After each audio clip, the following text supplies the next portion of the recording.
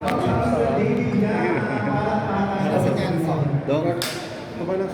Yun, sorry naman. I'll start with a cute note. Of course, recently, sa birthday ni Shai, nakita natin yung picture mo.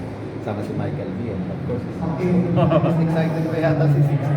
Oo, hindi. Alam mo, matagal na niya sinasabi sa akin na I want to meet him, si Michael V. Kasi pinapanood namin yung mga videos niya.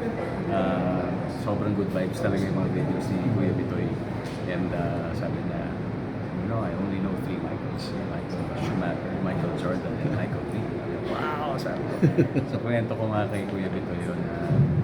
Kung may pagkakataon, baka pwede pa-meet sila. Kasi yung request talaga sa akin ni Sixto. And of course, I was with Marian yesterday. Oh. Siya nag-horseback riding na. Yeah, one of the many things. Daming hilig ng batang yun. So, support lang kami. Hindi ka ba kinakabahan? Or, this is parang one of the extreme sports, di ba? Yeah, ano naman, of course, lahat naman ay with caution. So, yan naman. Basta nandito kami nakaalalay kami marami sa niya. At the same time, sinisiguro namin na may pag-iingat talaga sa lahat ng ginagawa niya. And recently, linawin ko na lang din, throw in ko na. Of course, recently, you were clarifying yung tungkol dun sa, would you care to comment on Cam about that? Oh, yun na. Kung ano yun, I just clarified it. So, it is what it is. Yun na yun. Yun ba yung public, ay parang apology accepted? Yun ba yun, yung pinost mo? Oo, naano ko na naman yun. Kumbaga, accepted na yun. Accepted na yun. Pero doon pag sa politics, sasama ka lagi. Bakit pag may mga issues sa politics, kasama, minsan kinakabit ka talaga. Wala. Hindi lang naman siguro ko. Baka hindi. Dahil siguro, kasi lahat na nangyayari involves all of us. So, hindi lang naman ako, lahat naman tayo ay kasama din dito. So, nagkataon lang din siguro na ako. Bilang artist, nararamdaman mo rin yung AI, yung parang nag-encroach na sa rights ng mga artista, ng mga filmmakers, ng mga artista. Ay, hindi yun. Mas malala pa dun. Marami nagpapadala sa akin ng mga fake na mga galing Facebook na nagbebenta ng produkto galing meron mukha namin. So tinatanong ako, legit ba to? Kasi kung pinanood mo, para talagang kami yung nagsasalita, kami yung Pati nasa boses, video. no?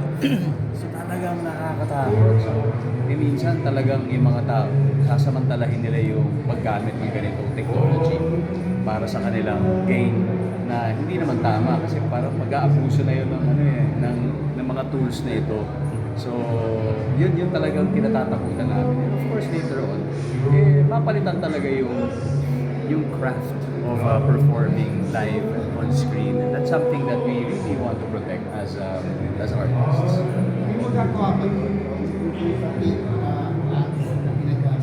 Pag gano'n, nire-report lang namin. So, pag pinadala sa amin na may ganito, so nire-report lang namin sa platform. Tapos, hopefully ma-take down nila yun. Pero, siyempre panawagan din sa iba na alam ko naman, baka kabuhayan din nila yun. Pero huwag naman to the extent of using the images of legitimate people. Kasi, siyempre, intellectual property ng mga pagmumukha at boses, nandun na mismo sa taong yun, di ba? So, kailangan talaga with consent yun. Napaka-thankful din ni Tita Boots sa suporta ninyo ni Alden sa Mowel Pan sa mga projects nila. Na talagang kumbaga, Tatakas sa takas. yung para sa movie Tatakas sa workers takas. din, nakikita ka sa Mowel Pan. Of course, we all belong to the same industry and Uy! Tatakas. Lahat tayo, di ba? We all belong to the same industry. So, talagang tulungan talaga sa lahat ng larangan. Mapa sa side ng actor or side ng mga directors, sa side ng mga creatives. So, ang maganda dahil yung Mowel Fund nandyan para talaga tulungan lahat, hindi lang isang specific sector.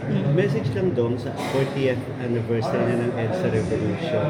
Ano bang pwede mong parating din sa mga kababayan? Malaki na naman na bago, pero parang ganun pa rin naman nangyayari sa atin. Message, wala naman ako specific message.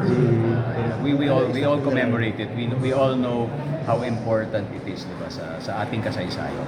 excited na rin kayo sa Netflix, sa Master Cutter, na mauna din sa Netflix.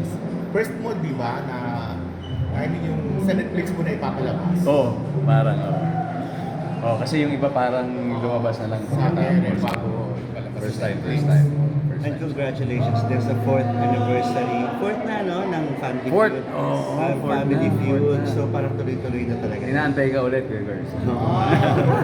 Dong, how you celebrate Valentine's Day with yan. Ng Valentine's Day, so tama, nagsama-sama kami ng aming team. Okay. Ni Marian, yung kasama namin everyday sa trabaho. So, sinelebrate namin kasama sila para hindi na kami dalawa, marami kaming katid nun. So, masaya siya. Sa flowers lang, may gift ka ba sa kanya? Ano lang, konting karaoke, gano'n, konting kain-kain, gano'n.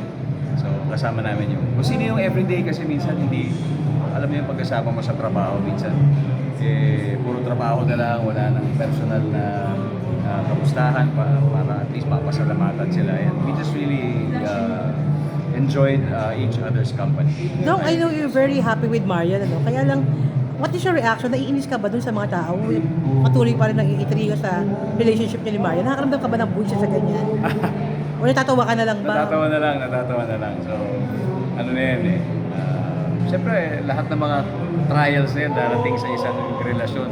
Yung mga external na gano'n, di ba? So, sanay na kami magmula noon naman. So, we remain to be strong and we just laugh about these things.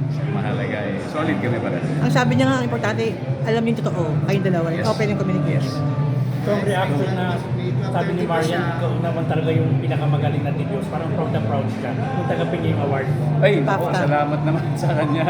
Hindi kasi buti nandun siya para tanggapin yung, Yes. yung award ng Family Feud. Well, ang masasabi ko dyan, between us, mas magaling siyang host kaysa sa akin.